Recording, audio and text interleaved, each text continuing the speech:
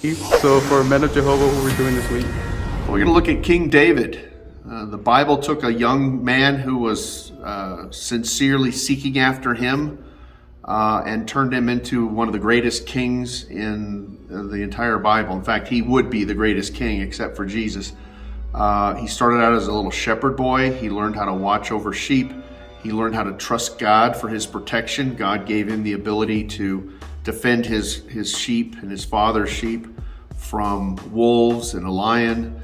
And then we see him later when he goes to visit his brothers. His brothers are at war. The Philistines and the Israelites are encamped on two sides of a valley.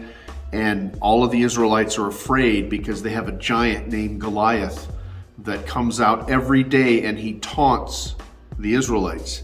And more importantly, he's taunting God. And David, little David, who's just a teenager at this point, he's probably about 13 or 14. He wasn't even a full-grown teenager. Went to the king and he said, "Why are you letting these enemy dogs insult our God?" And King Saul didn't really have a good answer except they were afraid. And so David said, "Hey, I'll go take the challenge. I've already defeated animals. I've defeated a lion. I've defeated a bear. God has been with me." And the king and his men were such weenies that they let the teenage boy go against the giant because they were too afraid. And King Saul tried to put his stamp of approval. He said, "Hey, take my armor." And King David said, no, this is way too heavy. And besides that, I don't need man's solutions. I'm going to trust God. So he went down to the stream and he got 5 smooth stones. And a lot of people don't realize it, but the Israelites were very good with slingshots. In fact, the Bible says that the tribe of Benjamin was so good that they could hit whatever they wanted with either hand. It talks about the fact that they had practiced and they were good left-handed. So it wasn't that David was just trying something brand new. The Israelites, when they came into the land of promise, they all only had the slingshots. They didn't have weapons because they were slaves. So David went down, he got multiple stones, and some people say, well, was that because he was lacking in faith? He was going to need 5 shots to take the giant down? And I don't believe that's the case because the Bible says Goliath had 4 additional brothers who were also very large and were left over from the Nephilim. If you don't know about that, go read Genesis chapter 6, and it talks about the sons of men who were giant men of renown that were a result of the demons, the fallen angels, intermarrying with women here on the earth. And so David goes out, and as a shepherd boy, he nails Goliath in the forehead with his stone that he picked out of the stream. And then before Goliath came to, the Bible says David ran up and took Goliath's sword and cut his head off with his own sword. That would be a very embarrassing thing for a soldier to die by the hand of his own weapon.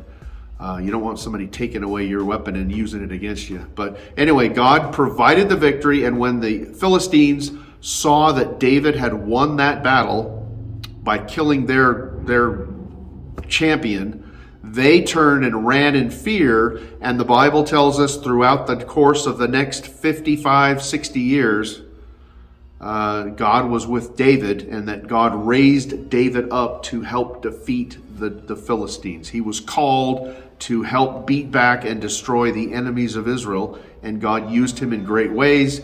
He's the author of at least the first 65 or 70 of the books in the book of Psalms in the Bible. He was a great king, and people look at him and say, well, what about all the stuff that he did? What about all the mistakes that he made? He had somebody killed after he slept with the guy's wife.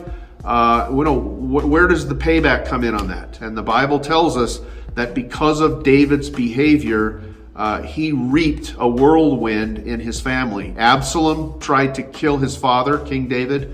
His kingdom was in disarray. One of his sons raped one of his daughters, and there was just chaos everywhere. And it was because David was not raising his family to fear God. He was a great leader, but he wasn't doing the job when it came to his family. And so David is a mixed bag, but he is our hope, because God says he loved David's heart. He said, King David is a man after my own heart. He makes mistakes like all of us do, but he quickly repents and he goes back to God, and God tells him what he needs to do in order to move forward and get past that mistake and not make it again. You don't see King David making repeated mistakes. You see him making big mistakes, but repenting and God bringing him back because he wasn't falling into the trap of doing it over and over again, which is a sign that he really was repenting of what was going on in his life.